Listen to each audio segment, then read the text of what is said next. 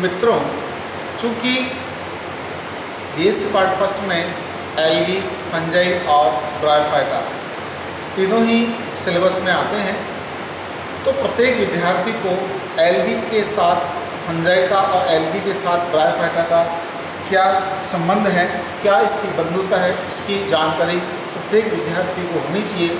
इस बात को लेकर आज आपको affinities with fungi and bryophyta यानी एल्गी की फंजाई के साथ और एल्गी की ब्रायोफाइटा के साथ क्या एफिनिटी है, इसके बारे में हम चर्चा करेंगे। दोस्तों, सबसे पहले मैं जो सिमिलरिटी है इसके बारे में करूँगा कि मुख्य आवास जलीय होता है और पादप शरीर सुकायक प्रकार का होता है। दोनों में ही जो है वो टिश्यू डिफरेंशिएशन नहीं पाया जाता है। दोनों समूहों में अनुकूल परिस्थितियों में बीजाणु द्वारा जनन पाया जाता है। प्रजनन अंग एक कोशिक तथा जैकेट रहित होते हैं और दोनों के अंदर ही भ्रूण का निर्माण नहीं होता है।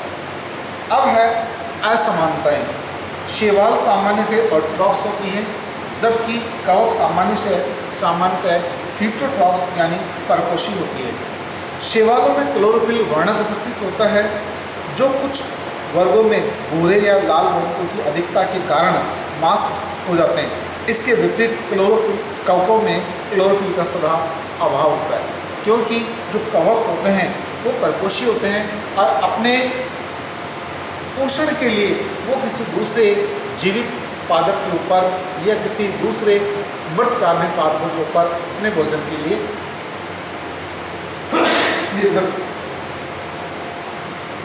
निर्भर करते हैं।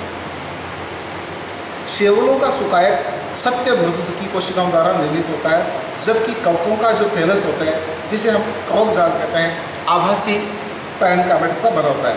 इस प्रकार शैवालों में सुकायक की इकाई कोशिका होती है, जबकि कवकों में थैलस की इकाई जो होती है वो फाइकी होती है।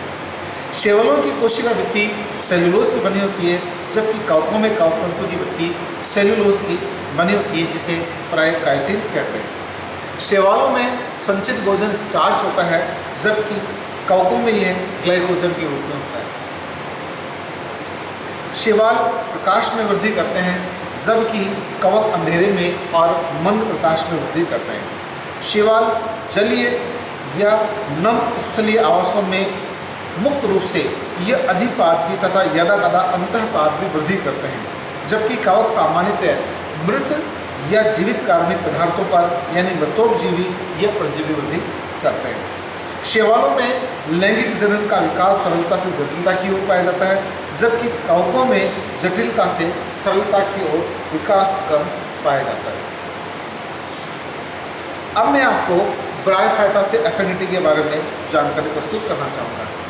शैवाल ब्रायोफाइटा से कुछ लक्षणों में समानता दर्शाते हैं और अन्य लक्षणों में भिन्नता दर्शाते हैं।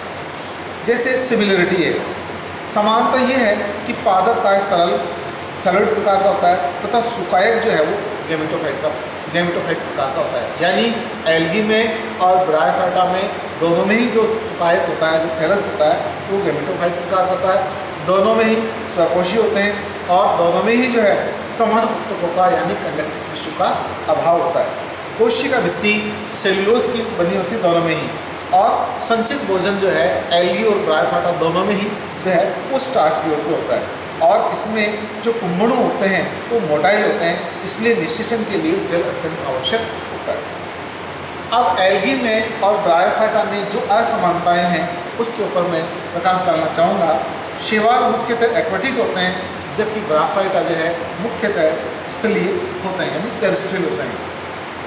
शैवाल अधिकतर युग्मकोद्भिद तथा कुछ बीजाणुद्भिद होते हैं, जबकि ब्रायोफाइटा में पादप काय जो है सदैव गैमेटोफाइट होते हैं, युग्मकोद्भिद होते हैं। शैवाल में सुकायक एक कोशिका से बहुकोशिका होती है, जबकि ब्रायोफाइटा में सदैव जो है ये बहुकोशिकी होते हैं। शैवालों में उत्तक विभेदन नहीं पाया जाता है, जबकि ब्रायोफाइटा में उत्तक विभेदन पाया जाता है। शैवालों में मूलाभास व शल्क अनुपस्थित होते हैं, जबकि ब्रायोफाइटा में शैवाल मूलाभास और शल्क पाए जाते हैं। शैवालों की कोशिकाओं में सामान्यतः एक क्लोरोप्लास्ट, जबकि ब्रायोफाइटा की प्रत्येक कोशिका में अनेक क्लोरोप्लास्ट पाए जाते हैं। शैवालों में अलैंगिक जनन बीजाणु द्वारा होता है, जबकि ब्रायोफाइट्स में अलैंगिक जनन पूर्ण रूप से अनुपस्थित होता है। शैवालों में लैंगिक जनन समयुग्मकी, असमयुग्मकी और विषम युग्मकी तीनों प्रकार का पाया जाता है, जबकि ब्रायोफाइट्स में जनन केवल विषम युग्मकी प्रकार का होता है।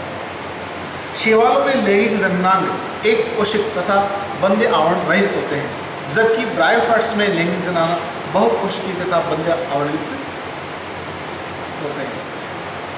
शैवालों में निषेचन बाह्य अथवा आंतरिक प्रकार का होता है, जबकि ब्रायोफाइट्स में निषेचन सदैव आंतरिक प्रकार का होता है। शैवालों में मादा जननांग ओगोनियम कहलाती है, जबकि ब्रायोफाइट्स में मादा जननांग को आर्चिगोनियम कहते हैं, यानी स्त्रीधानी कहते हैं। शैवाल में जाइगोट अंकुरण द्वारा सीधे नई पादप का निर्माण करते हैं, जबकि ब्रायोफाइटा में ये भ्रूण का निर्माण करता है।